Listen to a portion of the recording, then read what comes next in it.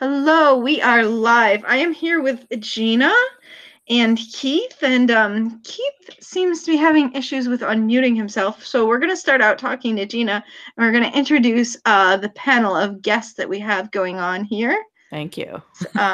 So the theme of tonight is actually filming Antifa.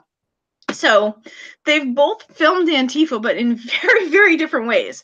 So Keith is like an activist journalist and he got caught by them. And Gina has actually marched with them and they didn't realize that she was like, I mean, you're not like, you know.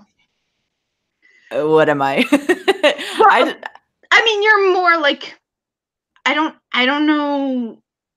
You're not an activist, like. No, I go to protests to basically troll them.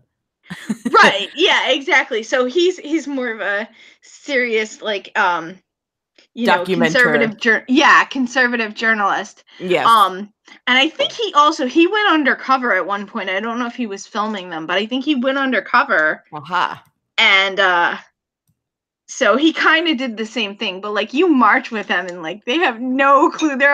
I know that one woman, you marched at least twice, and one woman was like, "Oh, I saw you last time. You're the only one I can talk to at these events."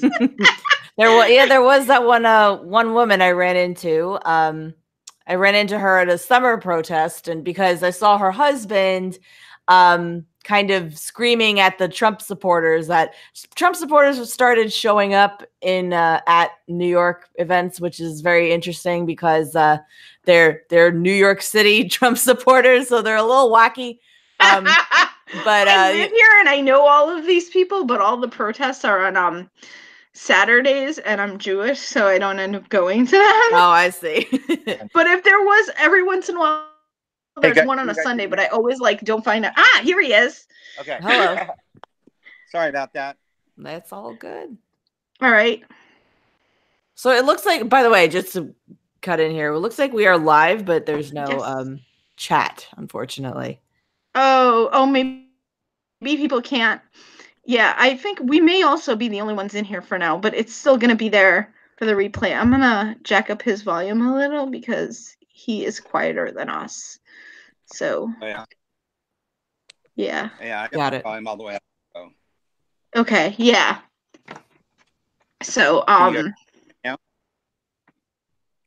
yeah, I'm going to lower our volume. Just a tad. Yeah. All right.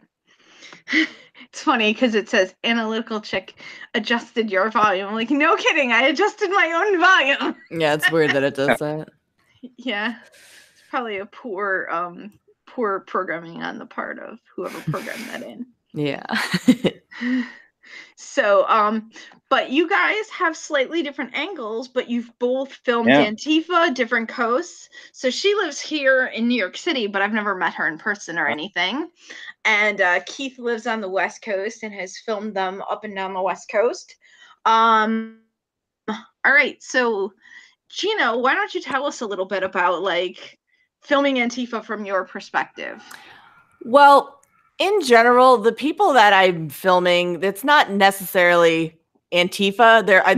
The only person that I've seen, I've only seen one Antifa guy at a protest. He was the only one. Actually, there's a couple more Antifa folks, but there was only one guy I saw brave enough to wield that red and black flag.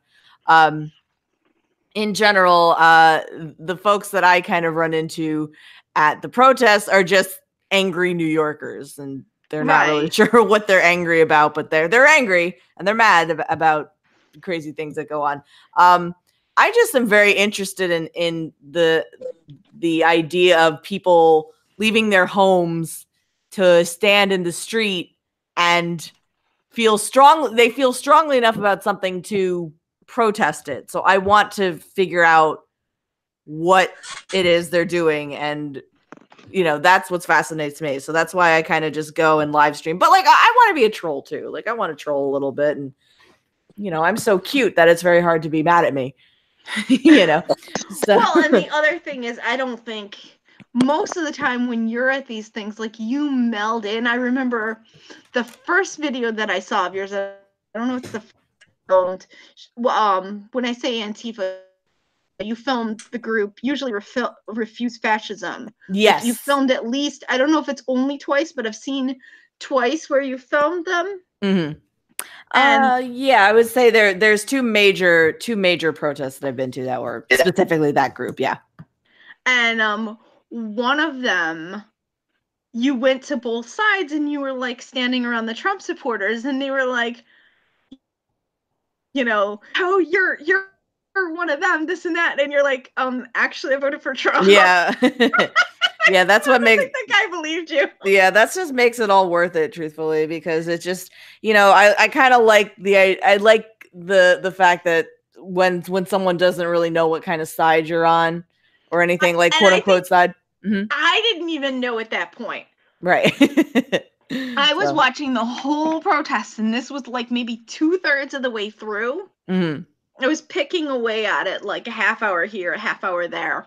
Mm-hmm. I found your protest. I found that video like 2 or 3 months after it happened. Oh, interesting. And so I picked away at it, and then I think one of the other ones I watched like the next day. Mm-hmm. But and I'm watching it, and I'm like, is this somebody on our side or is this someone on the other side?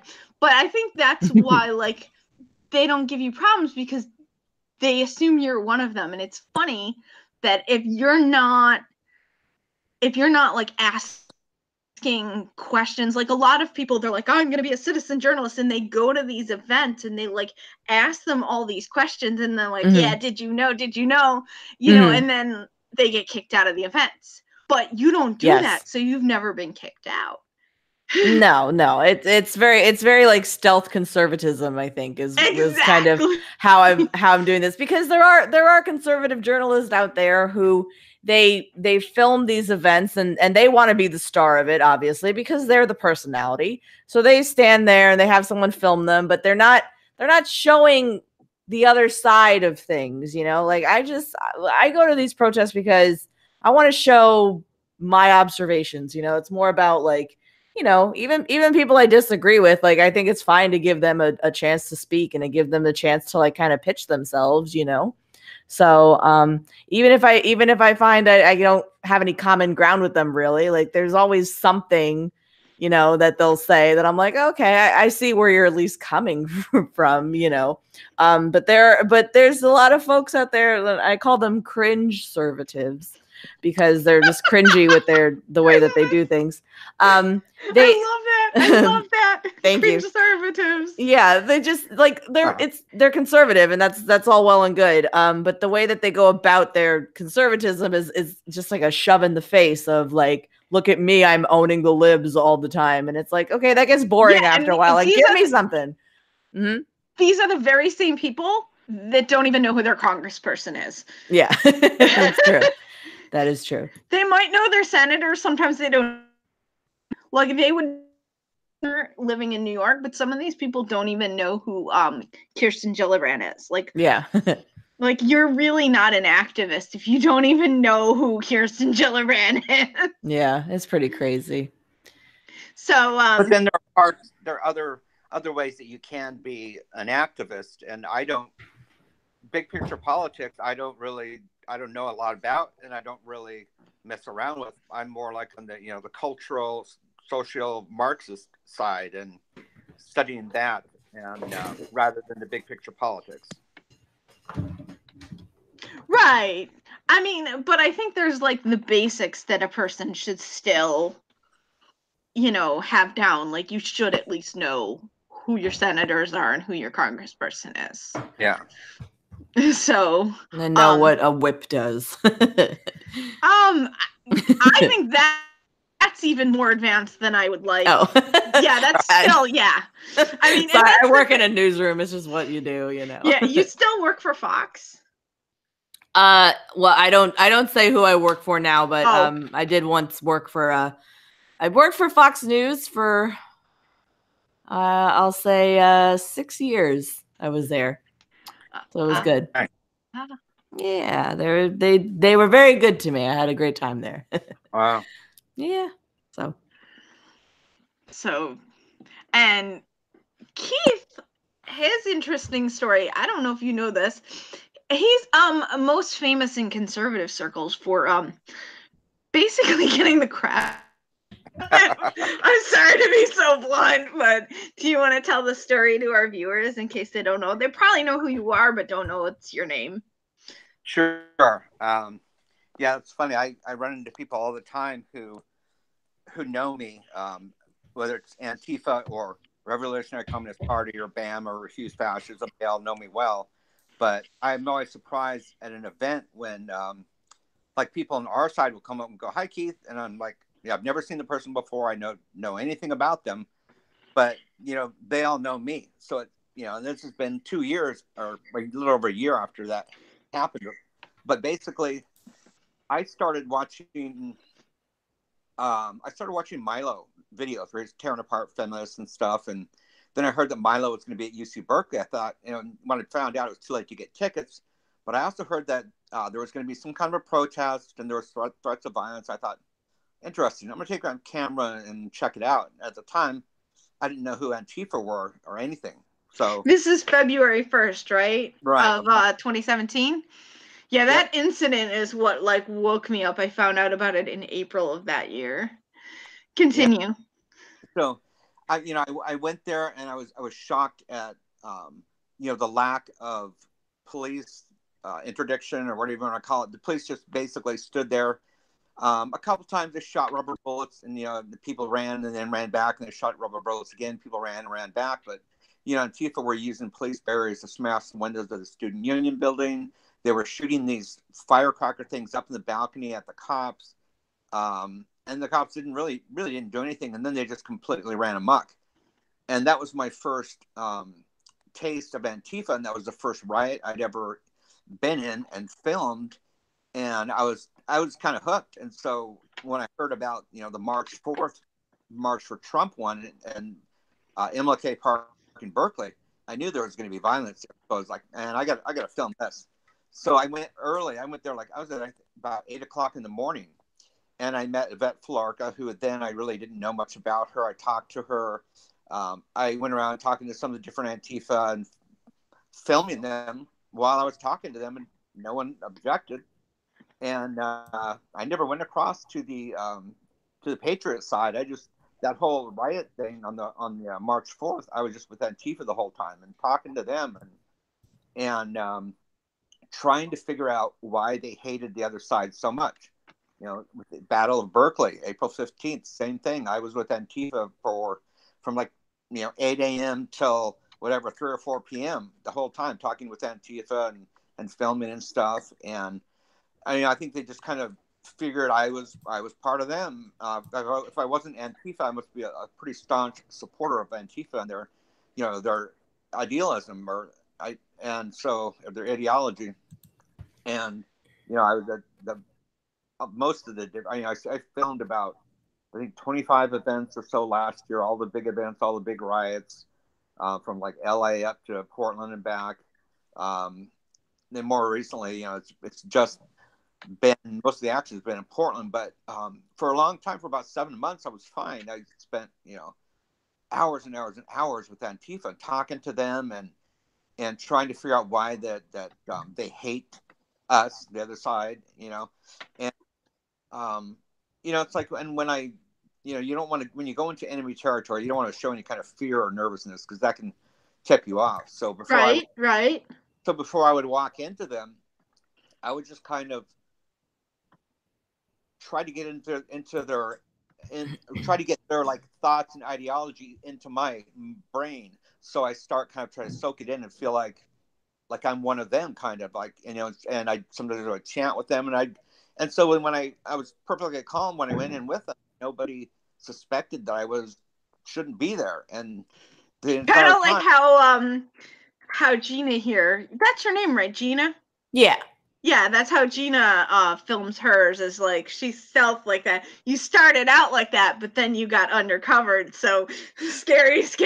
Right. Hopefully that doesn't happen to her. I think it's also different, a female versus a male doing it. You don't really see I think another different factor is that the West Coast is much more violent in general. Because you don't even see it. You don't really. There's not that much violence in New York City. No, not in New York City.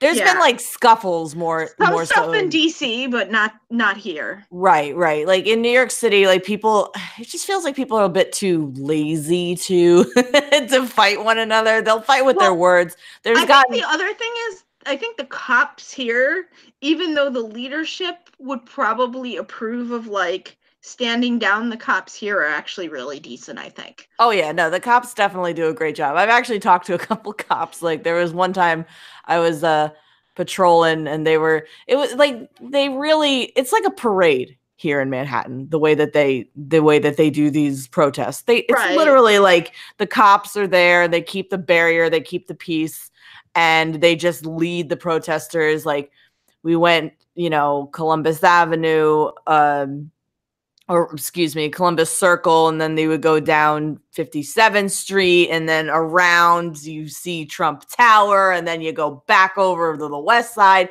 Like they really lead you pretty well. And I remember talking to one of the cops, and I'm like, what do you think about all this? Like, how's it going?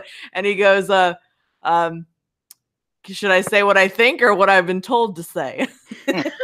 And I'm just like, you're the man, dude. I love you. Because I've had like I like doing it on YouTube mostly, but I've done a couple Periscope streams as well. Mostly after I started because it was right after Trump was elected. And I wanted to, I heard that protests are happening. I'm like, well, I have to see this. This is what I have to do now. So that's kind of how it started for me. And then it just kind of evolved from there. Well, and also you live right near this stuff. So that's another difference between the two of you. Yes. Indeed. Yeah, last year I lived in Berkeley. And so I was easily made all those events and some of the LA events and some Portland events.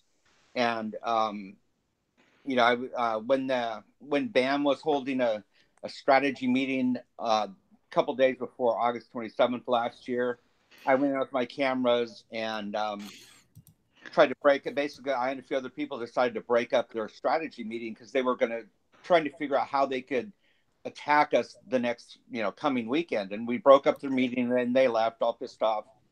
And on Saturday, the 26th, I marched with probably 5,000 or 6,000, communists and Antifa for about 4 hours. And there was no issues, nothing like that. I just filmed them and stuff. I live streamed.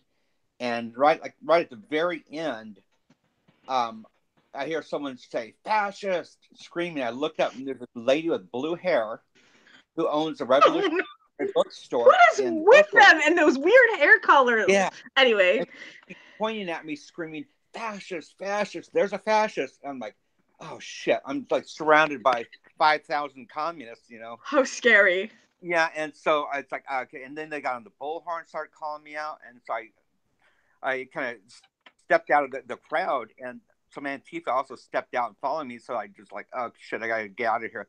So I was still live streaming. I shoved my phone in my pocket. I didn't have time to even quit the live stream, and ran partially down the block. And I ran into a New York Times reporter that I knew, and I just started talking with her. And I think I don't know, it just wasn't time. So then I called Uber and got out of there. So the next day, there was going to be a Say No to Marxism rally at MLK Park the next day. And it got canceled because of threats of violence and everything. So a few of us decided we're going to go no matter what. So I don't know, maybe 30 of us were there, and probably 5,000 or more of the other guys. And it wasn't too bad, and I was hanging out with the Antifa with the Black Bloc and stuff, and, filming and doing what I always do and taking their pictures and stuff. And then, all the Berkeley cops, they finally looks like they're going to do something. So they, Antifa and Refuse Fascism are all on this one road. Berkeley cops get in front along the side of the park, and they're putting on their gas masks and stuff. And I thought, man, okay, they're just going to disperse the crowd. It's going to be a short, easy day. So I turned around to film a scuffle, and I turned back around, and the cops had just split. And then someone gets on the loudspeaker of the BAM truck and says, the police stood down, the street is ours, or the park is ours. And then it was like a sea of black just pouring over the barriers into the park. So I went with them, and then they started, working people over more. They got Joey and Tiny, and then after a while, but then pretty soon the whole black block went down. I forget what street it is, not Center Street, but one of the others. So I followed the black block down there, seeing, wonder what's going to happen, So I'm in the middle of all these guys, and then this Antifa suddenly points me out, calls me by name, and says, "Get him." I'm like, what the fuck? And I still, I didn't really think, I thought, okay, I'll just run out of here, no big deal. And I started to, and the first bat hit my hand on my camera, knocked my video camera out of my hand. And I thought, I'm just going to scoop it up and get the hell out of there. I got 2 days of really good footage. I'm not going to lose that footage. And then the second one hit me on the top of the head, this guy with a metal pole. And that was it. I mean, I was bam down on the ground. And the only thing I remember is thinking, I'll never see my kids again. And then the next thing I knew, someone was standing me up, and I couldn't even see. And I probably wasn't out for very long, but I couldn't see when they stood me up. I had no idea that this guy actually dove on me to save me. And I didn't know why I was getting let up, and they just let me go. So I hobbled out of there. And this woman, Antifa woman, came running up to me, live streaming, and said, "How did it feel to have and it was black, whatever, someone, save your life?" And I'm like, I don't know. And it's like, I had no idea what she was talking about. And I started on towards my truck, and some 2 cop cars come slowly towards me. And I think, and that's another thing is this idea that they are so sure that we're racist when we're actually not. But continue your truck. And that's what you get for being a Nazi, And anyways, the cops ignored me. So, long story short, it's like, the cops really didn't do anything, really don't care. The FBI called me in this last February to talk about it. They weren't, I don't know, they just really didn't care. And so, and probably the hardest part after that was, I didn't realize there was any videos or anything. I didn't know what happened until later that day. And I saw, it had gone viral, and there was millions of views and shares. And I'm seeing myself getting my ass kicked. I'm thinking, oh, shit, that's not good. And then they go on this whole campaign, they're doxing me and putting everything they can find on me, in public, and saying shit. And I just finally had to get off Twitter for a couple of weeks. I cannot watch all that crap. It was bad enough that they almost killed me, And then, I know no one did. One of the Antifa gave an interview beforehand, naming me that they were going to get me, talking to some news company. And then, it's all strategized. That guy was watching in Portland from a cafe, monitoring everything. That Antifa spotters there monitoring me. And when the team was in place, then the guy said, go get him. And then there was 8 people that were actually beating on me, and a bunch of them were around and stuff, and just in case they needed more. But and they've been trying to catch me ever since. Well, I'm sorry. I'm looking right now at some Twitter Antifa stuff in Portland. What? I don't understand. Why are the police not around? How they stand them down? But the mayor why? is a leftist. Also, they do the same thing in Berkeley. The mayor was Facebook friends with these violent people. Yeah, and the last one thing I went to was October 13th in Portland.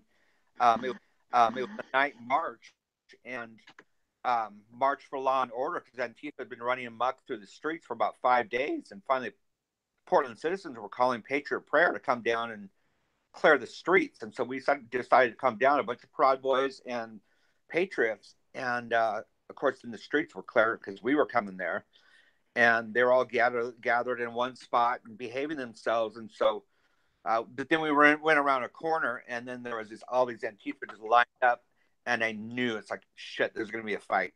And so Tiny and I and 10 other guys or whatever, stood in front, and then someone with a big old can of bear spray just started bear spraying us. And there's this huge brown, greasy cloud of bear spray. I had forgotten my goggles, and I didn't have anything over my mouth. So when the fight broke out, I was like running around filming it, but I really couldn't see what I was filming. And it was crazy. It was a pretty brutal fight, but it's like it keeps escalating. Like they're bringing more and more weapons. It's just a constant, escalation. At this point, you wouldn't be able to be interviewing Antifa like you were doing when you started. Like they now know who you are, and they're after you. Yeah, Is that what I'm understanding? Yeah, they've been to all my social media channels. For probably the first 6 months, they were putting stuff up and doxing me constantly, putting articles about me on the internet, just like week after week for at least the last 6 months, maybe even more.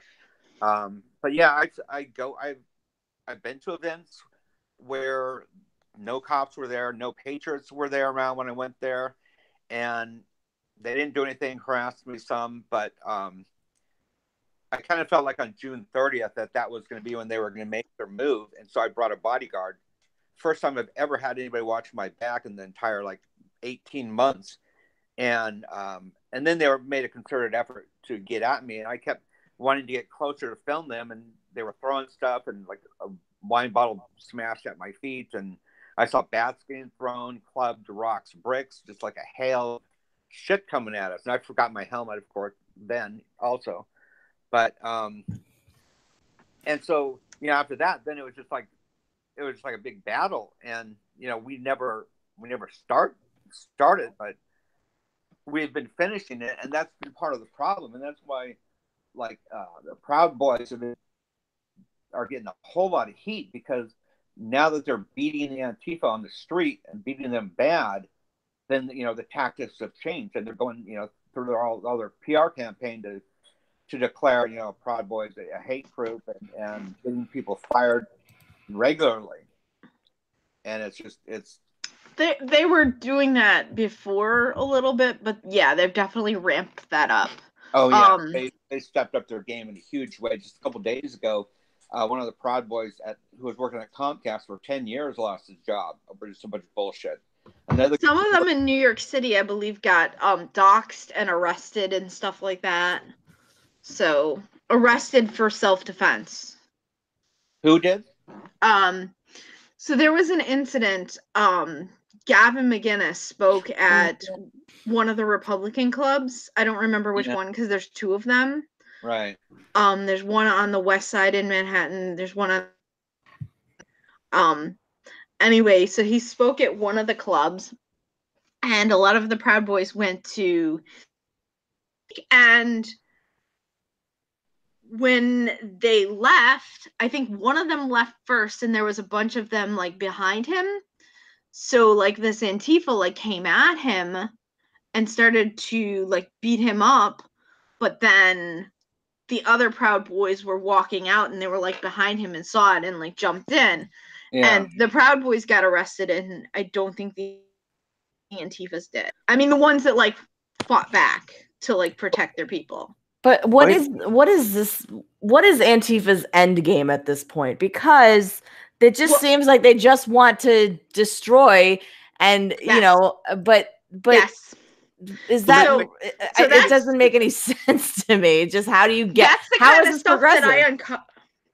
It's not progressive. No, that's it's a not. Lie. Everything is a lie with so no, I think Refuse Fascism is tied to the Revolutionary Communist Party, and one of the things I've actually covered. Yeah. Do you know who told me that? I'm sorry to interrupt. Do you know who told me that? Who? Mike Isaacson. You know that guy? Oh yeah, Big Neck. I saw you actually got a mini interview with him. Oh yeah. Yeah. He had no problem talking to me. It was pretty funny. Yeah, because he didn't know you were. No, I can make anybody look decent, I guess. But yeah, he told me about that. That's who Refuse Fascism is affiliated with, which is I think is just fascinating. Yeah, John Smith in the chat says their end game.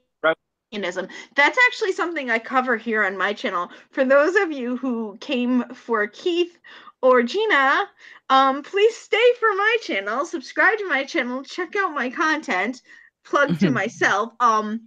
It is your channel, so. And for I actually put in the description, so I'm actually going to take a mini break in the middle to just do this really quick. So I put Gina's I put the Twitter and YouTube channels for Gina and Keith. So definitely check out their channels. Follow them on Twitter. That's so my old channel, though. So we haven't the new one, the one. Oh, okay. Well, if they want to find the videos that we're referencing in the yes, it's on the old channel, absolutely. Right. Yes. So, do you want me to add the new channel as well? I can. That would be lovely because on the new channel last month we went to Politicon, which was a lot of fun too, and did a lot of live streaming there too. Yeah, it was a great time. so you know, people who are here for either myself or Keith, check out Gina, who you may not have heard of.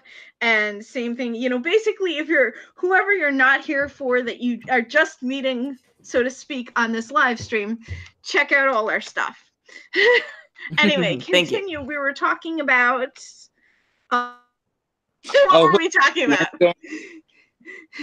I think Antifa are the shock troops, and I think a lot of them don't really know what's going on. I mean, the people that play. Yeah, the ground soldiers are just grunts who are like, they think that they're actually fighting racism, and they don't understand that they are foot soldiers for communism. That's exactly right. Yeah, no. But the leaders, that's what they're up to. The leaders are trying to overthrow our government. Right. You know, and the leaders are you know, older than me or around my age, a little bit older. Those are the guys that are calling the shots. And I had a friend who infiltrated them and used button cams that he used, and because they were going to stop the deplorable. They had a plan to stop the inauguration, and he got all this undercover video and gave it to the DC police, gave it to the FBI, and Project Veritas was also in on it. But the people he was meeting with were like in their probably early 50s to mid 50s or so, maybe even a little bit older. And because of that, you know, the deplorable went on. The inauguration obviously went on. But it's definitely the older people, and you know, their whole thing is, you know, they want to level any hierarchy they find, whether it's a hierarchy of wealth or looks or anything. It's like they don't believe that a person can be on top of the hierarchy because they made all the right decisions and did all the right things and worked hard and saved their money. So that's why they're on the top of that wealth hierarchy, because they have all the money. They believe, socialists believe, all these people believe that no, the only reason why that guy's on top of a hierarchy is because you got there. It's because it's corrupt and it has to be leveled. Anything you look at, there's some kind of a hierarchy, whether it's, you know, beauty or brains or you know, anything like that. And that ideology, they want to dismantle that and level everything. And that's what they tried in Europe and Russia between 1919 and 1959, and killed 50 million people. A lot of people starved to death because they took away the farmers, and you know, I think that's their end game. And most Antifa don't know that that's the end game, or too dumb to care, or too have been too radicalized to go against that. And well, it looks good to be like, I'm against fascism, because I mean, a lot of people are against fascism. It's not really it's not really, you know, something that we should be writing home about. I think most people would shun any kind of fascist dictatorship that would be here or anywhere, you know. Sure. Hopefully, yeah. I mean, I don't know. Some people may be psyched about that, but I don't know. I know that I'm not, and I would refuse it should it come here. But they see this. I mean, the refuse fascism people, they call it the Trump-Pence regime. And I remember in a protest, I said, I was, you know, in New York City, no one really gives a shit if you're sitting around talking to yourself to a, you know, like people kind of just mind their own business in the city, which is very helpful to do what I do when I go to protests and things like that. But there was one where I was standing there and I was saying, if this was a fascist dictatorship, we wouldn't be doing this. We wouldn't have the ability to be standing in the street while the cops are protecting us, you know?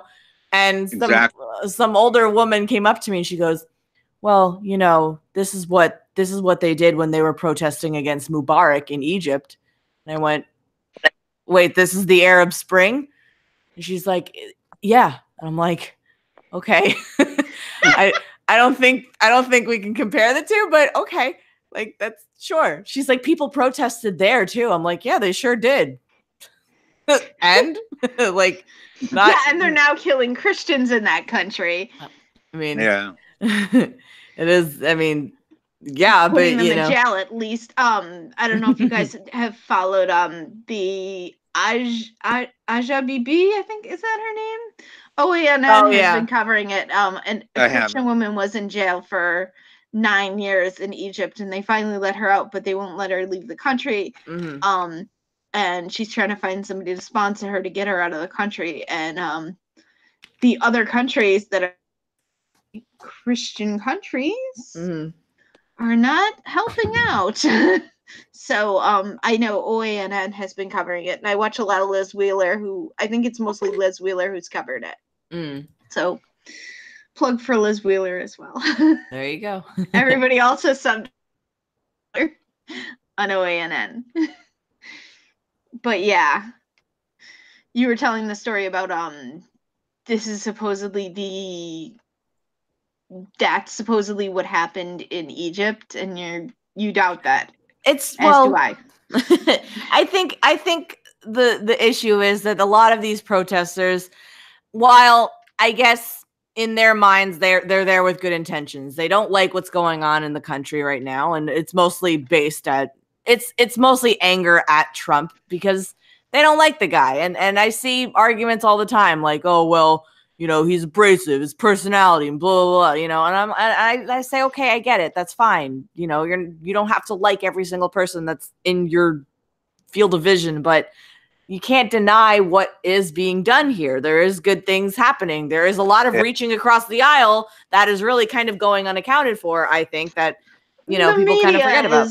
Is driving up a lot of this like hyperness, and so are these organizations. These organizations are probably leaning on the media to get the media to be doing this, because a lot of the rhetoric that you get out of Refuse Fascism is similar to what you get out of the media. Oh, the media is totally. a little tamer, but not much. It's people, unfortunately, in these days, I mean, and I can say this because I live inside a newsroom, you know, people think that because you hear something on, you know, a network that it must be true, and they're not realizing that a majority, I think, from what I'm seeing, a majority of what we're hearing is pundits. You're hearing people who are there specifically to give talking points that they have come up with or that their think tank has come up with, you know, and they're just kind of giving their thoughts on things. It's not necessarily what the news is. The news is what's going on. The news is not opinion.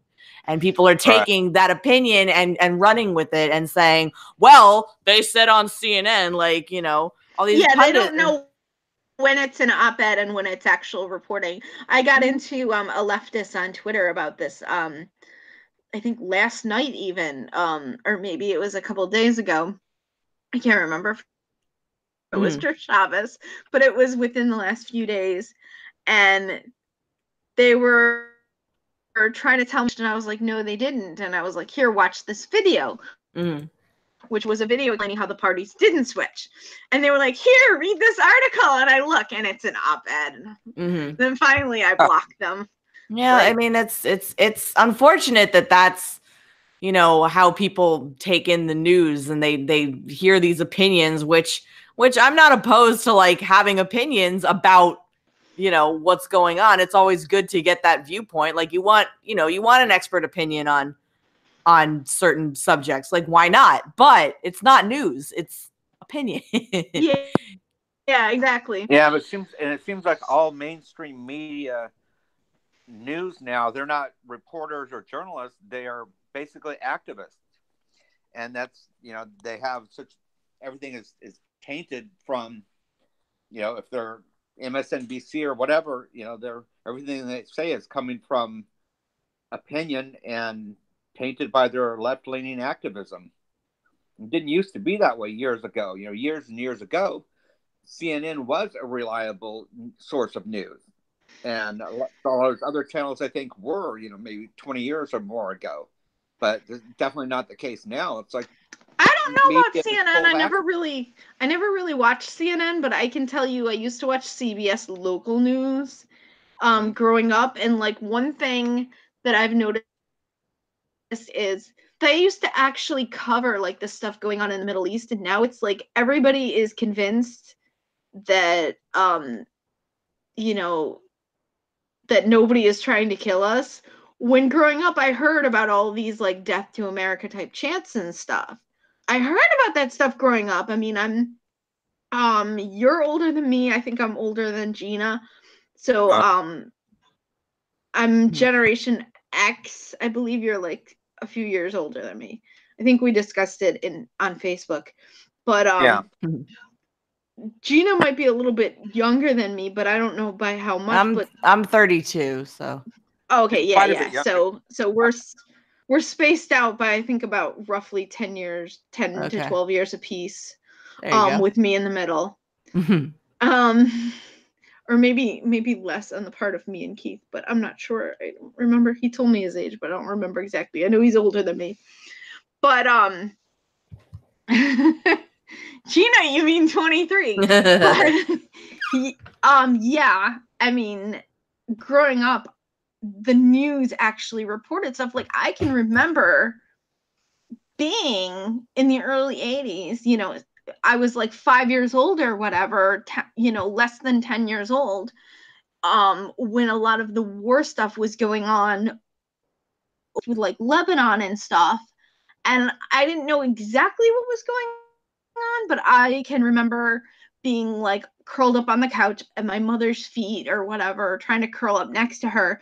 And she would be watching the news, and they would always be reporting from Lebanon, and you would see all these like, the rockets and the missiles and stuff going off in the background. And a lot of times they would report from Lebanon. Yeah. And I definitely remember that when I heard, what's her name? Brigitte Gabriel's story. I was like, yes, I remember this. I remember what she's talking about. I remember reported on her media. And if something like that happened now, we have all this technology, and yet I'll bet you anything we would not get the reports. Yeah. At this point, I mean, I've been working in newsrooms for about a decade now, and I encourage people to consume all sorts of news. It's like you can't just get your news from one source. You have to read multiple things and find out exactly what's really going on in the world. Because, I mean, the news is fine if you have something on in the background, but at what point are you going to realize that, what you're hearing and what you're actually consuming is not necessarily what's going on? Yeah, I agree. So, it is what it is. And like, I have a hard time kind of putting down my industry when it's been very good to me.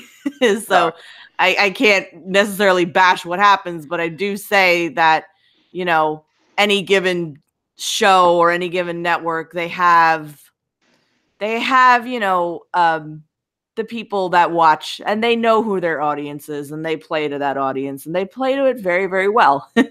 And I think another thing that I've noticed is I think there's certain anchors that a network that's biased, but you notice certain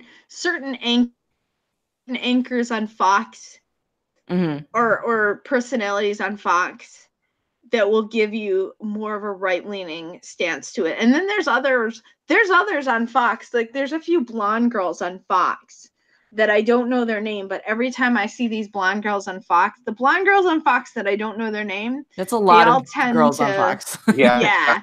That I notice that they tend to, it's almost like, is this Fox News? Like they give like a left leaning. And then also you have like on CNN, I would say, and I think other people have noticed this, Jake Tapper is probably, he's the closest to, like, every time we actually like something, once or twice out of Chris Cuomo that we were like, oh, we like CNN right now. But most of the time when I'm like, CNN, I actually like them today. It's usually Jake Tapper. Yeah. Now, granted, I don't like him all the time. Right. But when I do like CNN. Yeah, he can be pretty middle of the road, and he does. I've seen him push back a lot on guests that he has. Sometimes he doesn't, and like that's really what it's all about. Like I won't say the show that I work for, but no, you definitely shouldn't. No, definitely not. But I will say don't. though, I don't want you to get fired. No worries. But I will say though that when we have a Republican on, we usually bring a Democrat on as well. Like we do try to stay very balanced and to give, like we had DeSantis on, and the next day we had, this was before the gubernatorial primary, we had DeSantis on, and then we had his opponent on the Republican side. We had him on the next day. I can't remember his name. He was that Gillum? No. The guy he was going up against Nelson? to win the primary. Was it Nelson? Oh. No, I can't. Putnam. Oh, okay. We had him on the next day. So you give them both airtime to get their word out. And then, if we have a Republican representative on in 1 hour, then in another hour we have a Democratic one on. It's just giving a balance to everything and giving everybody a chance to say what it is that they need to say on certain issues. And I think that moderate kind of voice is, I believe, I hope, this is my hope, that it's getting out there a little bit more. Like I don't think we're ready for a moderate president in 2020, or by any stretch of the imagination. Maybe in 2024 we will see. But I don't know. I think Trump's politics are actually moderate, but I think he does these crazy antics on Twitter, which drive the liberals nuts, and I love that he drives the liberals nuts. But on the other hand, there's a lot of Republicans who are like, I just wish you wouldn't do that, and then, of course the Democrats go crazy. But I think the younger Republicans like it. It's the older Republicans assaults their senses and sensibilities of, this polite Emily Post kind of world that they want to be living in. Right. So I know Gina's got to get going really soon. Those are boomers. But I'm only annoyed. I'm only annoyed by Trump's tweets because I get like 5 emails every time he tweets, and it's very obnoxious. So and they become news. That's that's what's so fascinating. I always he does it. Oh, totally. I really believe the way that he does things. He says things that are, objectively outlandish. I think that's a polite word for it. Yeah. But he does it because because everybody's paying so closely attention to what the president is doing. I mean, have you heard one day that you haven't heard something that the president has done? Like one day has not gone by where like it's all Trump. Is 24/7 Trump news, so everybody's paying so close attention. So he says things that maybe doesn't have merit here, but merit here, whatever, but it gets people talking. So my hopeful little mind here is I hope that there's people within the administration who are listening to the dissenting opinions and how things could be made better when these, crazy, I guess, how do I put it? Like if there is if he says a thing, then you get all sorts of sides of it. You get the good, the bad, the ugly. Just hoping that everybody's listening so they can hear, I don't know. I just feel like maybe it drives policy in a way. I don't know how to put it, but that's that's the best way I can say it. I'm sorry. I'm like half asleep at this very moment. So, so before Gina goes, somebody did say early on in the chat, they said something about a story where you were filming and some guy like tried to like stare at your boobs or something. Oh, really? You gotta, yeah. The sloth father says you gotta. I assume this is for you because it's not for me. You're gonna bring up that one dude who couldn't stop staring at your tits during the one protest. Oh, Sloth! Oh my goodness, Sloth is one of my moderators. He's a good guy. He's a good guy. Right. Well, if you trust him, he can be my moderator too. Yeah, no, he's good. Yeah, there was just one guy. I felt kind of bad because I made a video about it. I think he was just a little socially awkward, truthfully. And he came over from the Trump side of things, and he was like, I want to discuss things with you, and I know about your kind. I'm like, what's my kind?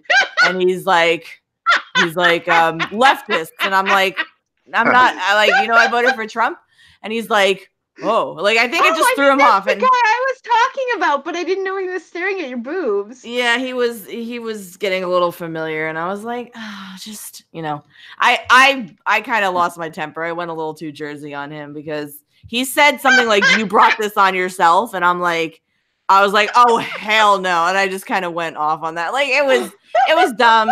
I felt kind of bad after I did, but it is what it is. I told him to go back to Reddit, and that was like the so silly. One of my mods is asking if you're single.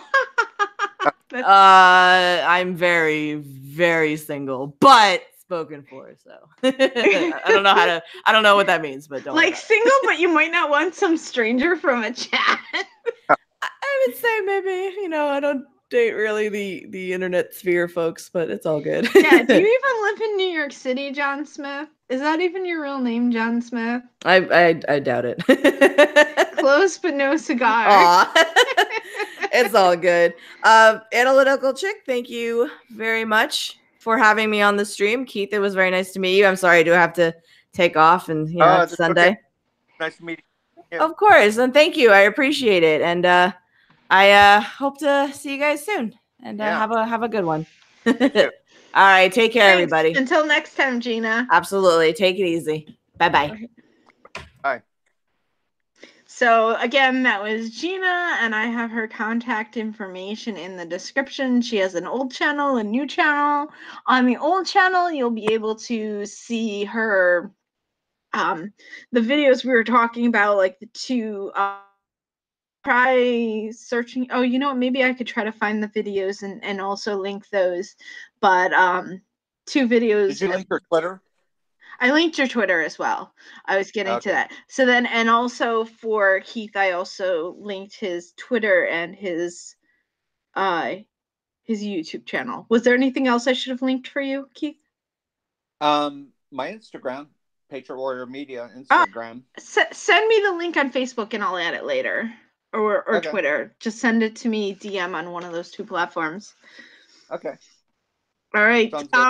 So now, I guess now that you have the floor yourself, is there did you want to talk a little more about your experiences having filmed Antifa?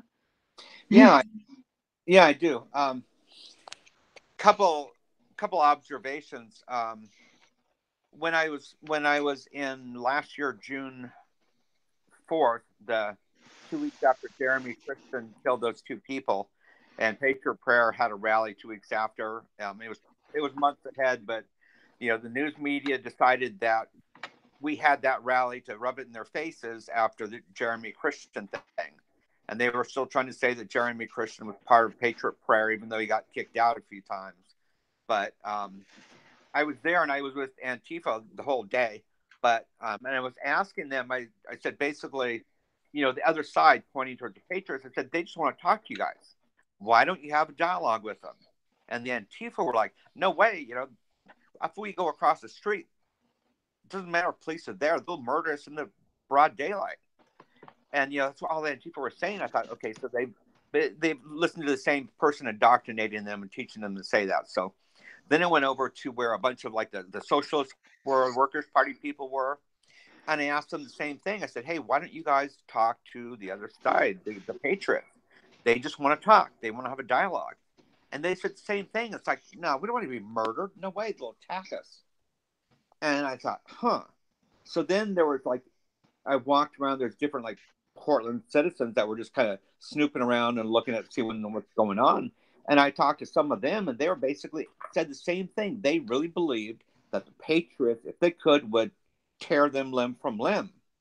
And I believe that is because, and I think that time Nancy Pelosi was pushing the narrative really hard about, for the far right extremists. And I think, but it's like they don't take any responsibility, or they're not held responsible for basically whipping up the whole town of Portland into a frenzy.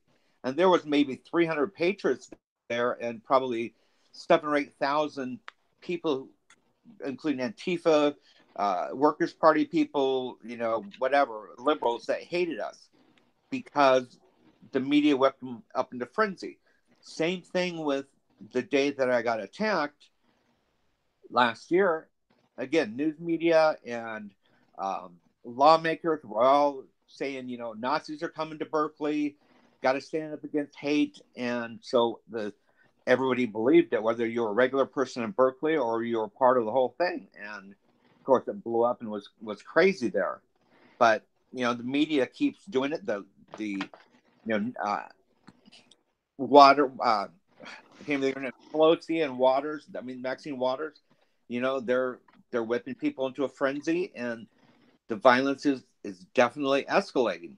And the problem about the violence escalating, as far as our problem is we are losing our ability, or we're not losing our ability to defend, but we've had to become more militant because they have become more militant. They're bringing more weapons. They're trying to do more damage. And if Proud Boys and some of the Patriot prayer people that are able to fight, they weren't there, the Antifa would go after the grandmothers and the women and the people who couldn't fight. But because we're becoming more militant, that's why what happened in New York happened. And that's why they're going after the Proud Boys in New York, because they've had to become militant to protect against the rising tide of violence and more weapons by Antifa. So, and Antifa, response, because we're kicking their ass on the streets, Antifa's response is to step up their doxing game, step up their firing game. So there was an event in October at Boeing in Seattle that I went to support Nick Bowling. And I heard he was suspended with pay, that I heard that he got fired. So their campaign to brand him as a Nazi worked. He got fired after years of working there.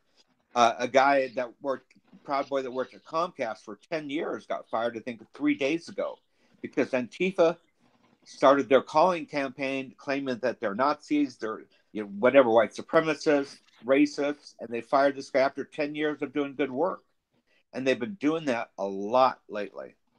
So because we're beating them in the streets, because we're having to become more militant because they're bringing more weapons, we're still beating them in the streets worse, hurt worse. So they go on this whole PR campaign against us, and they're really... It's really, really scary what's going on in this country. I mean, like, I know I'm in a situation where, I mean, I don't really have to worry about losing a job, but it's still, I mean, I think that a lot of people, it's like in New York, it's like if they work in any kind of office, like Orthodox Jews, if they work for other Jews, they should be fine. But I mean, like, I had an incident because of all this BS from the left. I was volunteering for a campaign. This is something I'm going to end up talking about next week. Hopefully we get all our guests lined up that are potentially replying. But next week's theme that I'm trying to set up for next week is people who ran on the GOP line, and just the process of running for office. And I think pretty much all of these people ran and lost, but like one of the problems is that the GOP isn't supporting them. But anyway, I digress. What I wanted to say was there was actually an incident where I was volunteering for someone who was running on the GOP line. And another Jewish woman who I have interviewed on this very channel, she was attacking the candidate during the primaries. She was supporting the other Republican candidate, and nobody liked him because he had ties to the far left. And she was supporting him, and when push comes to shove, when you did digging, she wrote this like smear piece where she said that the candidate and all the candidate volunteers included, knowing full well I was one of the volunteers, that the candidate as well as her volunteers were all a bunch of anti-Semites. Now, where does she get her information? Oh, well, they don't hate the Proud Boys, and, the left said the Proud Boys are anti-Semites. It's like, don't listen to the left. This is one of the hugest problems we have in the Republican Party, is we have these people who are listening to mainstream media, and they don't sit there and go like, oh, the left smearing people. So like the left claims that someone like the Proud Boys is anti-Semitic, so you get like half the right, 2/3 of the right or whatever who go, oh my gosh, it might be true, and it's like, stop listening to the left. Stop. Somebody in the chat, one of my mods says they're rhinos. I don't know if they're so much as rhinos, but I think they just don't understand you can't trust the left. They don't understand that, like, left-wing court sources, occasionally left-wing news is okay, but when they say something bad about the right, you should always take it with a grain of salt and go, is this true or is this a smear piece? And then, if the right, go and look and see if like right the same thing, and then like it might be true. Go and ask somebody who like follows politics more heavily. The people that are doing this, they're not necessarily like rhinos or boomers, but they're conservatives who are not highly engaged in politics. So every little thing they hear, they don't understand, which media sources they can trust and they don't. They don't, they're only semi politics, so they don't understand like, how evil the left can be. They don't know, about the Linsky rules, rule number 5, pick on them. That's one of their whole like schematics or whatever, or strategies. Part of their strategy is to insult us to like throw off our game. And the thing is, even if we are on top of our game and, we're not going to get thrown by that, you have a lot of people who are only like, not very engaged in politics. They read, the paper once in a while or whatever. And, they voted for Trump or whatever because they want the borders closed, but they don't understand. Like they hear this stuff and they start like retweeting, left-wing stuff because, they think that it's compassion, and they don't really understand a lot of the stuff that's going on. They're like listening to smears and stuff. Like this woman was actually repeating a smear, and I don't think she's a rhino or a cuck or, probably not a bad person, but she needs to not listen to the left. She needs to understand, if the left wing is saying somebody is an anti-Semite, like, that's not necessarily true. Like the right doesn't generally lie about stuff like that, but the left, you can't trust them when it comes to stuff like this. And they do this all the time. All the time. They claim that people are racist, sexist, misogynist, xenophobic, thisophobic, thatophobic, everything-ophobic, anti-Semitic, and, I see all the time with the Jews who are only semi-engaged in politics, even ones who think they're very conservative, but then as soon as the left says somebody might be, anti-Semitic, they start freaking out because they're really seriously worried. They're panicking. They're panicking because they don't understand not to listen to the left. Yeah, and and the Proud Boys are definitely not anti-Semitic. I mean, no. Gavin himself said that if I catch you getting involved in that stuff, you're out. Yeah, and they cleaned house in a big way last year. But yeah, it's they if they can label all of us Nazis or racists or anti-Semites or whatever, then a lot of the people that are in our circle of influence or whatever don't believe it because they know us. But there's a lot of people out there that don't really know us, and they're not going to listen to us because they've been told, "Oh, that guy's a Nazi. That guy's a white supremacist. Well, and anti-Semite." So this they is can where us as not listen. individuals come into play. Like, you try to explain to people that they need to start talking to their friends. They need to explain to their friends what's going on. And you get all these people are just like, I don't want to get involved. I can't. I have a job. I have this. And they think like, they act like just because I tell people like you need to get involved, like everybody needs to get involved. I'm not saying like everybody needs to go and get in the streets and fight Antifa, but I'll tell you what, people should call up their friends who are moderates and be like, listen, I'm really following this.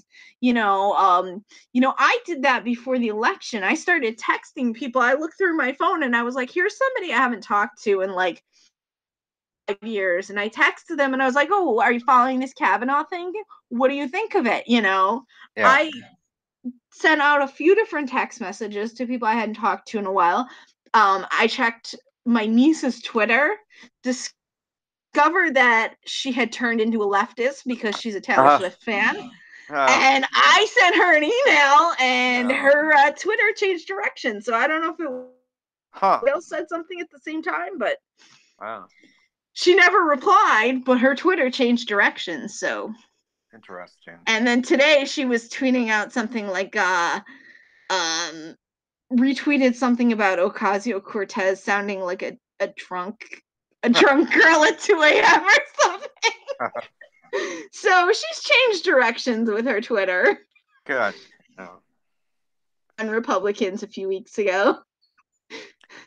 Good. Yeah, I don't know. I can't see any de-escalation in violence. And one thing I wanted to point out, not long ago, Sean Stiles got hit by Eric Clanton, the bike lock attacker with the bike lock. Right. At the Battle of Berkeley, got his head split open. So, that trial finally came around, and that guy, even though there's a video of him trying it on 6 other people before he hits Sean, yet he gets 3 years probation. Okay. Then a guy named Daniel Quillen, who was at the March 4th battle riot in MLK Park, got his head split open when 5 Antifa attacked him. When they went to trial, they all got off, no charges, nothing. Okay.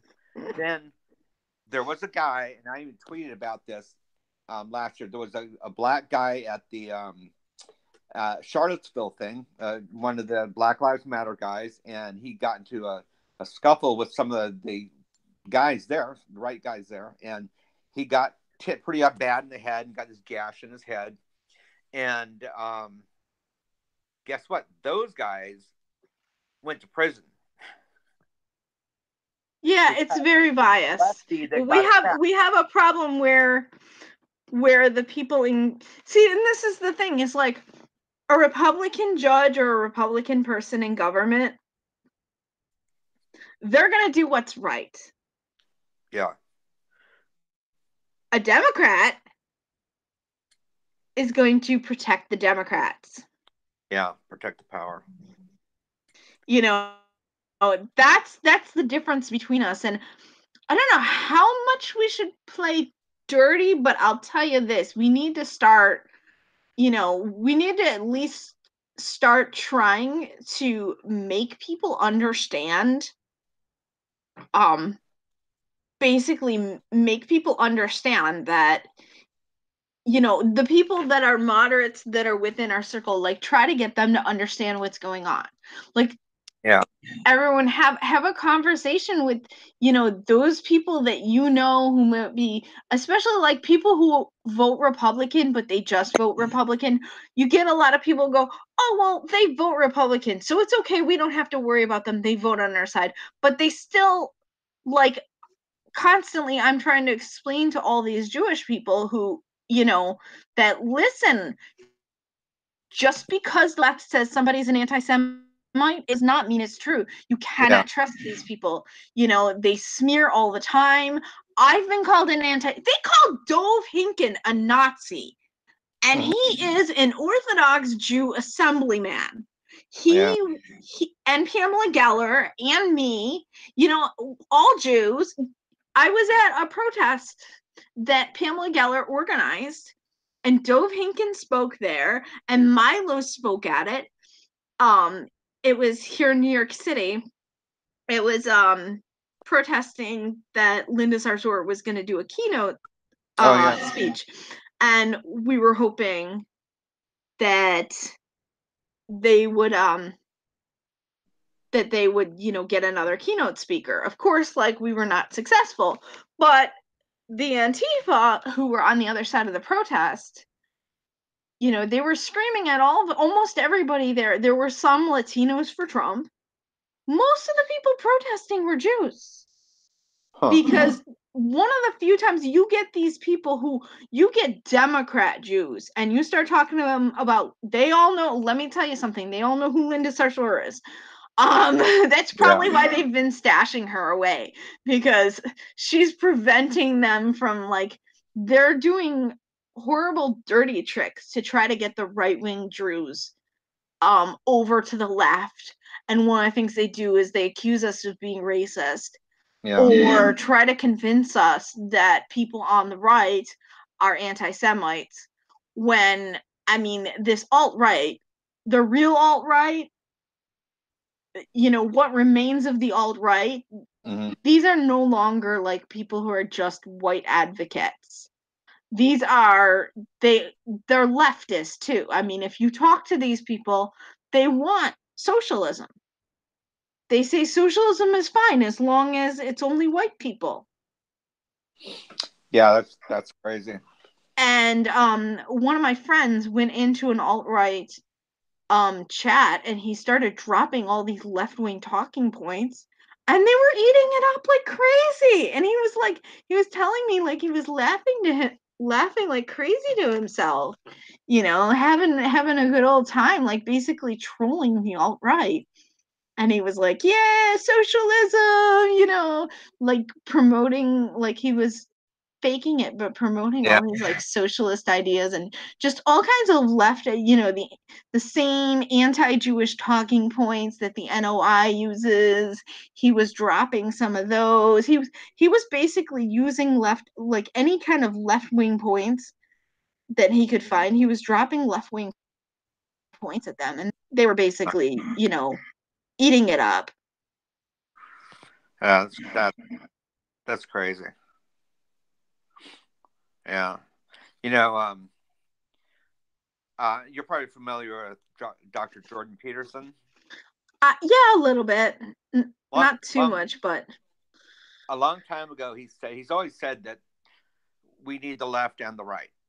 He's always made a case for we need the left and the right. And he's always said also, when the left and the right can't talk anymore, there's nothing left but fighting. That certainly has come true.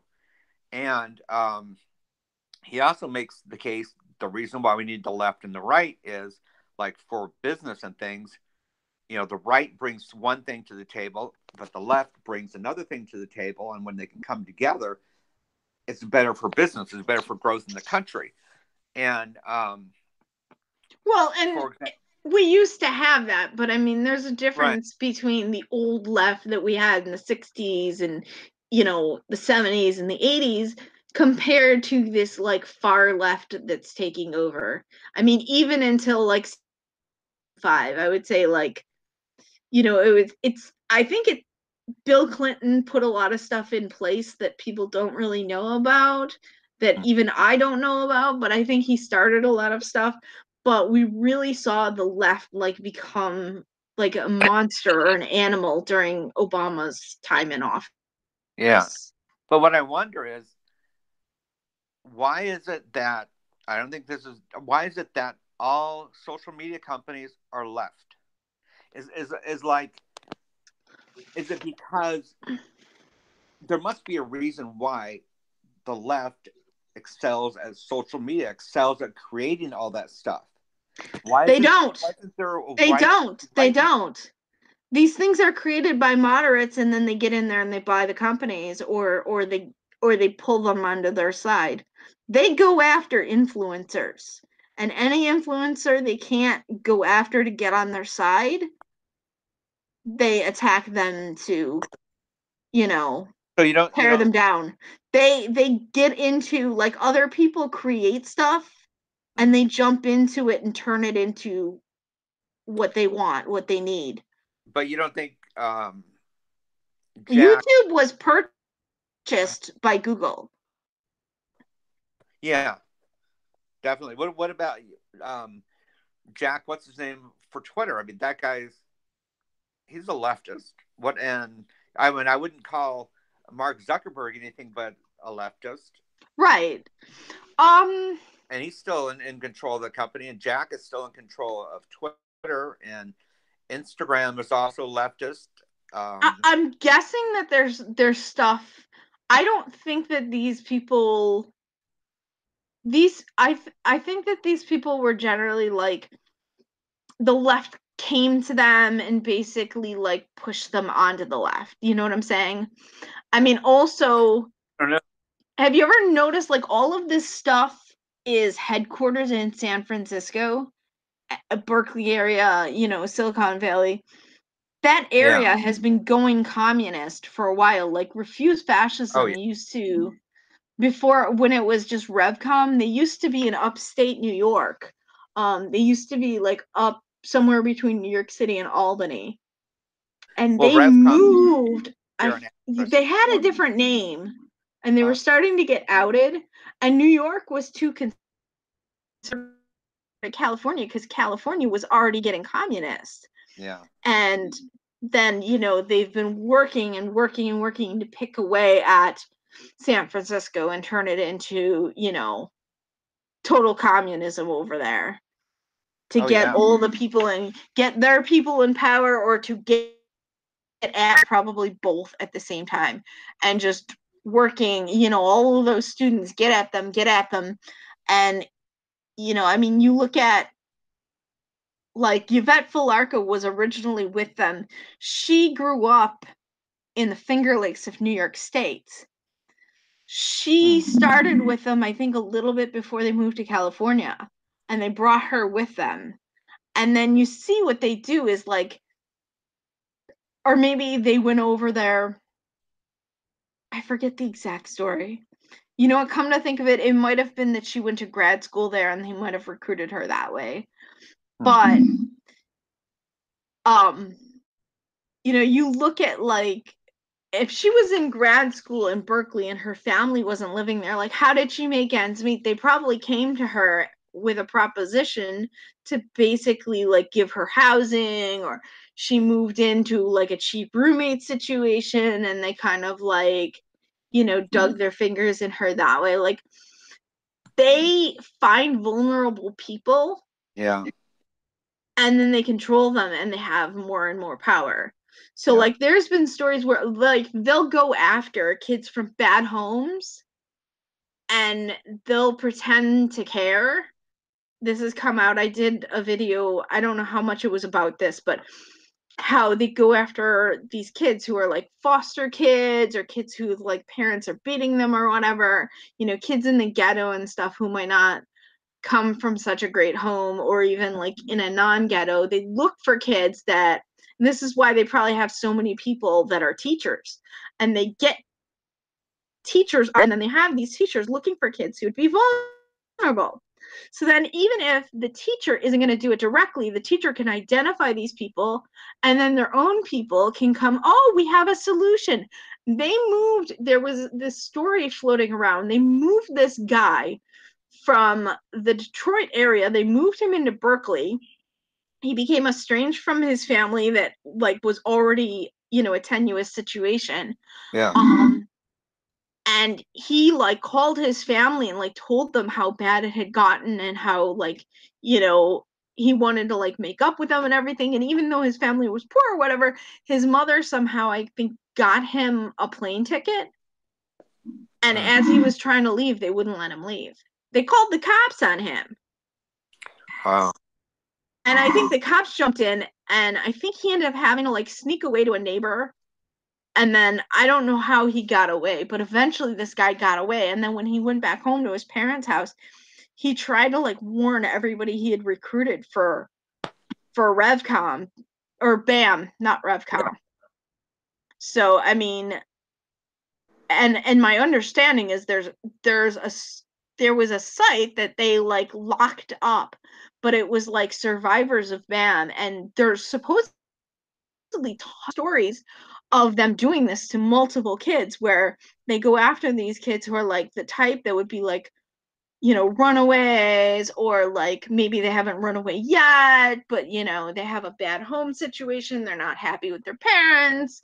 I mean, even if it isn't bad, they might take a kid who's like rich but mad that, you know, his parents won't, well, they probably wouldn't go after a kid too rich. They would go after kids whose like parents can't really do anything about it because like the parents might have a criminal history or something. Yeah. They look for situations where it's very vulnerable for them to exploit, and they exploit these situations. So, and they're also starting younger and younger.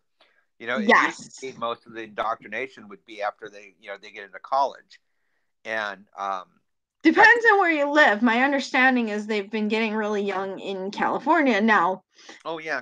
If you're talking about like a Republican state, they probably leave it alone until college still. But, you know, maybe in the inner cities, they probably go after them really young.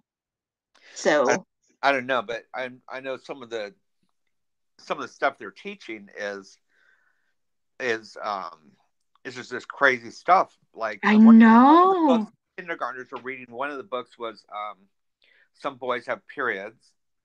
Yeah, and goodness. I'm totally curious. And there was another one like that, like that is so cringy. I forget what it was, but it was like, you know, first graders, kindergartners, they're teaching this, they're promoting transgender stuff, and they're teaching, and they're confusing kids, and kids are becoming more and more confused, and it's, you know, it boils down to in part a war on men, which starts at the age of boys, you know. Well, yeah, you're also familiar with Halsey News Network. Right. So he talks about this all the time on his show with Dustin. You know, basically they're trying to convince the little boys that they were born in the wrong body and that they, you know, need to take hormones and chop off their kickstand. Well, here's a scary thing. This is already passed in Canada, and there's something Dr. Peterson was campaigning against, but it already passed. But basically now, if you have say you got your first grade boys going into school, you know, in first grade, and most of the teachers are women. Teachers like girl students because girl students aren't all rambunctious and they're easier to control. So they want to try to force boys to be like the girl students, and anything that's rough and tumble or masculine about the boys, they want to suppress.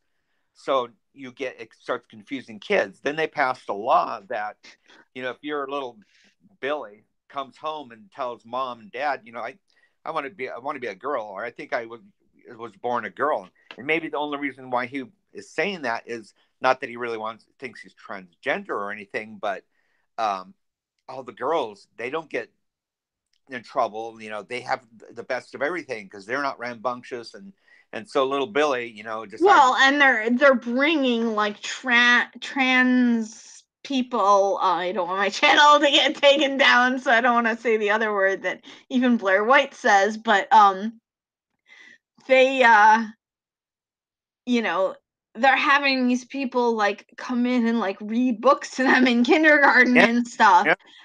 And it's like, they're elevating it. They're not only that, like some of the stories I'm seeing, it's not just in the schools, but you have parents who are letting their kids watch RuPaul's Drag Queen or whatever. I don't know if it's still on the air, but I've seen some of these like cases of these like little boys that like cross dress or change genders at a very, very young age. Like a lot of it is coming from the parents too, but I mean it's also coming from the schools and it's coming from the media. And this is why parents need to be very diligent. They need to, like in the Orthodox Jewish world, your kids are not allowed to watch TV. Like we have rules. You can't get your kid into Jewish school if you have a TV in the house. Most Jewish schools won't allow it. Well, it's coming from the state, because if your kid wants to become a girl and you disagree and you go, no, you're a boy, and I don't want you to transition when you're 5 years old. But he goes to the school and complains and says, yeah, I think I was born in the wrong body and I'm a girl, but mommy and daddy, they won't let me. Then the school can come in. It happened in Ohio too. There was a case in Ohio of a 17-year-old, and the parents said, no, you're under 18. You don't make these decisions when you're under 18. And they removed the kid and put them in with their grandparents, who, crazy enough, you think grandparents are usually going to be more sane with these matters, but it was the grandparents who were like, oh, yes, we must support this. Well, yeah, and that's what they do there. They take your kid out because it's child abuse not to transition. They put him with a foster family who will transition him. Yeah, I mean, I know in my household, my grandmother was the one who was like, TV rats your brains. I hate that your mother lets you watch that. Yeah. And so my grandmother like stayed with like her generation's mindset, and my mom was like my mom didn't want to give me chores. My grandmother was always like, you should have chores. You need a work ethic. So, but I mean, and you think about, these are probably like boomers who like grew up with the 70s, like hippie generation. Let's all go and like do drugs and sleep in a tent for a few days while some like drugged out not heavy metal but rock and roll band plays. Yeah. Schools are mass indoctrination centers nowadays. Oh yeah. Measure Reed, are you one of mine or you came from one of these guys? Where did you come from? I like this Measure Reed. Am I even pronouncing your handle right? Is that one of yours, Keith? What is it?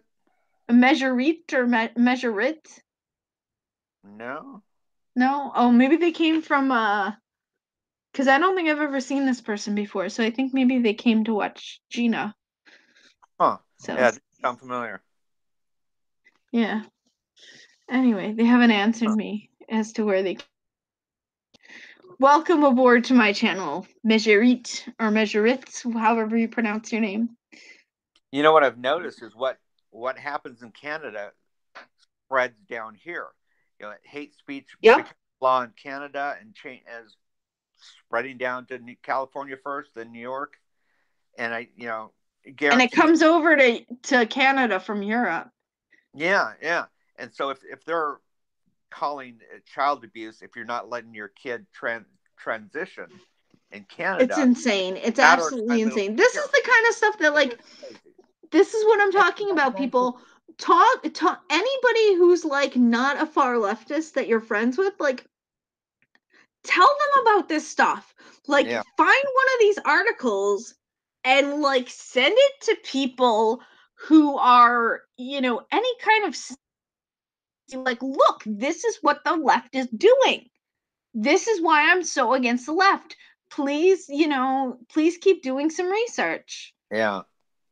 And 99, I think it's like 99.5% of the world, if someone's born male, they grow up male, they don't change, even though maybe they might be confused at some time. They marry a woman, and 99.95% of the world does that. But laws are getting changed because of that minuscule 0.5% are the loudest screaming banshees. Yep. And that's how they're getting laws changed in Canada. That's how they're getting laws changed in the U.S. And well, in the U.S. they don't need to get laws changed. I mean, our free speech has changed drastically without the First Amendment ever being changed at all. But it's changing a lot, and we're losing a lot of our free speech. Even though we have the First Amendment, we should be the most protected, but we're losing it without being voted on. They just like reinterpret it without actually changing it. Well, yeah, then they'd like chip away at it, kind of like the Second Amendment. They do the same thing with the Second. Yeah. And they come up with, oh well, they didn't mean that. Yeah. And oh well, safety. Safe space. We have to take your rights for other people's safety. Something could happen. Yeah. Meanwhile, you have all these crazy people who are breaking the law, and they won't do anything about it. It's like, you know what? Maybe if up who broke the law and actually keep them locked up and stop letting people out of jail, maybe we wouldn't have half the problems we have. Yeah. Maybe if our Justice Department, I mean, look at all these like problems that we have with like communist infiltrators. Like, if they would lock people up, somebody who is threatening to overthrow the government, they're breaking the law. It's a form of treason. It's not free speech. You tell this to these like Republicans, and they're like, free speech. Like, no, it's not free speech. Like, you're not allowed to plot to overthrow the government. And somebody even put it, I think it's in the chat here, some people got arrested in Germany for the government there. Oh. Yeah. When I heard that Sunsara Taylor, the leader of Revolutionary Communist Party, was coming to debate people at Berkeley, I went there because I wanted to see if she had to have a bunch of guards, because she openly advocates, attacking police, government, destroying the police. So I went there with cameras, and of course, she didn't have to have any bodyguards or anything. But a conservative goes to talk, and you have to have people willing to fight to let them talk. But someone that wants to overthrow the government, who wants to destroy capitalism, who wants to destroy the police, it's totally fine. She can walk unmolested onto the campus, give her speech, say all this heinous stuff, and leave. Nobody will bother her. But a right-wing person, impossible. I mean, yes and no. I'm sure that even though she doesn't ostensibly have, I'm willing to bet that some of those people sitting in the audience watching her, that are from their side, some of those people are probably designated, security guards or whatever, who would jump up and protect her if anybody like went to beat her up. Well, like, I know there's probably people there that like would step in and do something. Oh yeah, I mean, I know there's a couple of Antifa I recognize that were there without their masks on, but a lot of them though looked like parents. They had brought some of their kids, and I don't know, I mean, it got pretty heated, but yeah, but it was just I thought it was just appalling that Ben Shapiro goes to UC Berkeley and it costs $500,000 to protect the school and the people. Well, yeah, because it's crazy. It's the left. Like, all of the craziness is from the left. And this is another thing, like, a lot of people on the right, like, they're so, like, we're trained, because we're, like, the sane people, so we're trained to try to be fair. So you hear all these Republicans, well, it's coming from the right and the left, but mostly, no, it's not coming from the right. What's going on from the right? No, nothing. Give me an example. Oh, you can't? Exactly. Oh, you're going to use alt-right, which are paid for by the left? No, shut up. I don't want to hear it. Exactly. Yeah. It's a crazy world. Yeah, I actually watched what you're talking about. Yeah, I have like a little bit of a cold hysterosity. But what was I saying? Oh yeah, it was a teach-in that you're talking about, because I remember from the audience you were like wearing some like trolley, like totally left-wing shirt, and but you kept filming her and she kept telling and she kept telling you couldn't film. Right, I still kept filming. And you kept filming anyway, but she was like, I love your shirt, but please, you can't film. I love your shirt, but please, you can't film. And I was chuckling to myself. I'm like, thinking to myself, like, that's got to be one of our guys. That's got to be a right-winger who's like wearing the shirt to troll them. And you know what? That footage got on Tucker Carlson, too. Yeah, but yeah, and it was at another march. Her right hand person, Raphael, I don't remember his last name, called me out on some other thing or whatever. But yeah, they all those, you know, they're huge in Berkeley. You Refuse Fascism, Revolutionary Communist Party, BAM. You know, it's just swarming with those guys. And there's a group of Antifa that go back and forth from Berkeley to Portland and Vancouver. You know, if it's a serious enough thing they want to be involved in, you know, they'll travel. And they're getting more and more militant. I mean, fights, you know, last year, Antifa's fighting at least was very disorganized, and they weren't really like, you know, they just weren't really going all out. I mean, there was a few people, you know, some people got stabbed, but by and large, Antifa weren't nearly as violent or aggressive as they are now. Like on August 4th, you know, the police kept everybody apart, but like the front line of Antifa, they all had matching body armor, helmets with shields, expensive stuff, a whole bunch of them. And it's like they're changing, like in the fights, you know, that I've filmed this year, were much more serious. I mean, the Antifa were getting much more aggressive and using more weapons constantly. And it's just they're using better tactics. They're getting better organized. They're getting more violent. And our response, unfortunately, when we respond to that, as we have to, then we get called out as the hate group, and heat's coming down on us just, you know, because we're defending ourselves. And, you know, they say, like on June 30th, they said, oh, you know, we threw the first punch, which was true. Our guys threw the first punch after they rained bricks, bottles, bats, rebar, and everything else they could find, and homemade bombs to throw at us.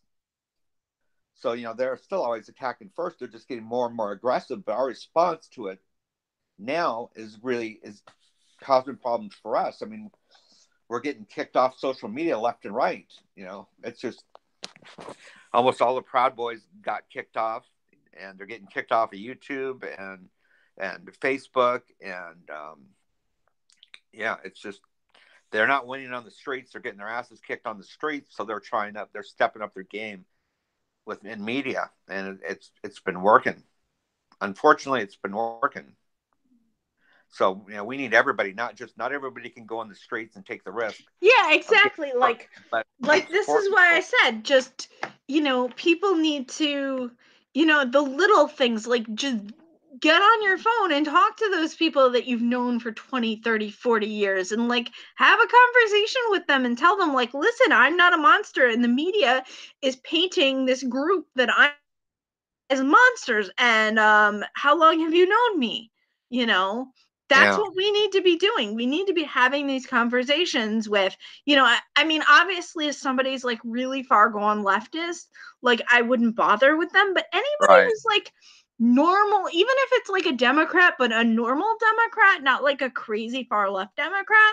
Right. And that's one of the reasons, like, these people are coming around, these people on the normal left, you know. And also I think a lot of people, they go after like the normal Democrats to like try to talk to them about what's going on, but people abandon, you know, they assume like somebody is, you know, if somebody is voting Republican, they just sit there and they go, oh, okay, this person's voting Republican, they're on our side. No, you need to know what's going on, because I can guarantee you that the left is going to be approaching them and trying to emotionally blackmail them onto the left into I see one of the people that just texted me, literally, I just checked my cell phone. One of the people that texted me, her husband was a Republican, and he's been pulled into voting Democrat because some females that he knew, obviously not his wife, basically like emotionally blackmailed him and told him like the Republicans are against children, but the Democrats are for them, and and we're holding bills hostage and this and that. And we need to be aware that this stuff is going on. Like, if you're listening to me, you probably know what's going on. Do not take it for granted that if somebody is a Republican, that they actually know all of this stuff. Like, make sure they get the rest of the information. Like, send them links, get their eyes open. Make sure you're posting, unless like you can't post stuff on Facebook, then look through your friends and look at who can you send stuff to. Who, you don't, if you have coworkers on your Facebook, maybe you don't want to post stuff openly on your Facebook. Look through your Facebook friends. Is there somebody you grew up with that you haven't talked to in like 20 years that you could have a conversation with, that you could, you don't just jump in with it like, hey, how you doing? Let's have a chat, Find a way to work it into the conversation. If you can't work it in, don't force it in, because sometimes that happens. But like I invited one of my friends over for lunch, and she kept talking about like diversity and all this like left-wing garbage, and I'm just sitting there like horrified. I didn't really go very far with like trying to have a conversation with her, and I was like, nice catching up with you. Like, I felt like this was right when the NPC thing was like coming out, and I was like, oh my gosh, she's been like Invasion of the Body Snatchers, she's an NPC now. Like, hey, I kind of gotta get running here. Yes. So again, everybody check out his channel, check out his Twitter. All his information should be in the description. You're gonna send me your Instagram, I'll add that. Give the listeners, got 11 viewers here. I have one parting shot, and that's support the people who are out on the streets. If you can financially, that's fine. If not, it's perfectly fine. But people who are out there and bleeding and getting banged and bashed around and put in the hospital, let them know that you know what's going on, that you know what they're doing for you, and let them know you appreciate it. Because there's been times where I've thought about that it's just not worth it. I'm just getting tired of all the hate. And I've had people, when I'm feeling the worst, come up to me and go, hey, it's not unnoticed what you're doing for the cause. And, just people saying that, I mean, it makes all the difference in the world, because sometimes all you get is all the hate from the left, and then they're beating on you and are trying to catch you, and it can be a real downer, and that's, you only see the negative, and you're just filled with all the hate and negative coming at you. So it makes a huge difference if someone just comes up and say, hey, I appreciate what you're doing. I saw you on the street, or I appreciate that you're able to do that, because not many people are. It's usually the same people that are out there event after event. So it makes a huge difference. I know it's made a huge difference for me, and I think it made a huge difference for other people. Just let them know that you appreciate the sacrifices that we're making. Yeah. Well, I mean, that's why, we have you on. Sub to his channel, send out his channel. That's one way to like show him some love, promote his channel, send out some of his videos, or and comment. I read the comments. I'm not always able to reply to them, because I get thousands and thousands of them, but I appreciate it. Yeah. And I think that's about all I have today, though. So maybe we'll have you back on. I would love to. All right. Sounds good. Thanks for stopping by my channel. I will see everyone next time. Where do we go? Stop broadcast. And goodbye.